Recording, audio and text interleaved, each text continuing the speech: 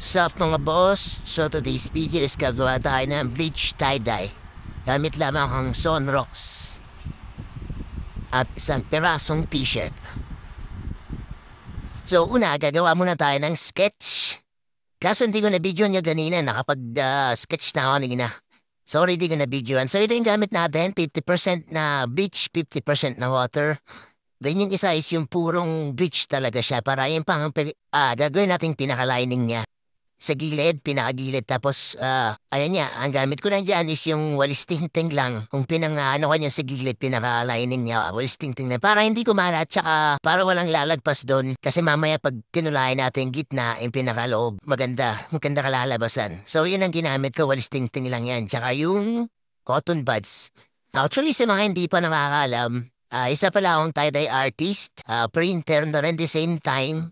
And then may clothing owner na rin ako, may sarili akong clothing. Ito yung na ginagawa ito yung pag-tatay-tay. Tsaka itong bleaching, beach tie-dye. Hindi ko lang siya natututukan kasi madalas busy ako sa pag-grab. Kaya sa mga gusto magpa-print yan, paggawa ng mga tie-dye or printing ng mga customized shirt, gumagawa din ako mga boss. PM nyo lang ako sa page ko. So ito na, nalagyan na natin lahat ng lining. So kukulayan na natin yung pinakaloob. Yan talaga pinaka-hobby ko dati pa. Hindi ko lang siya natututukan eh.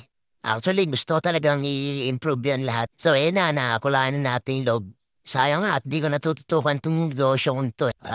Sa mga hindi pa nakakalam yan, nagpiprint po ako baka kailangan yun ng printer. Sa mga reunion, family shirt, group shirt, tsaka mga team building shirt, basta lahat na klase ng shirt, festa. PM nyo na ako pag kailangan nyo ng printer o paggawa ng t-shirt.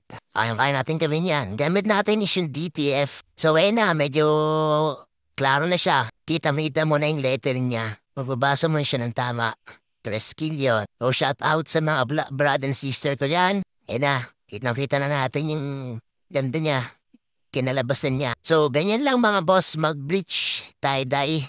Napakadali lang, napakasimple lang. Lalo na kung magaling ka siguro mag-drawing tsaka lettering, napaka-basic lang sa'yo ito. Ganyan lang siya. So, nakita na natin yung ganda ng yung design, no? Skill yun. Pakaangas. So, check out nyo, magpo-photoshoot ako after neto para makita nyo na suot-suot ko yung damit. So, hanggang dito na lang. Let's go!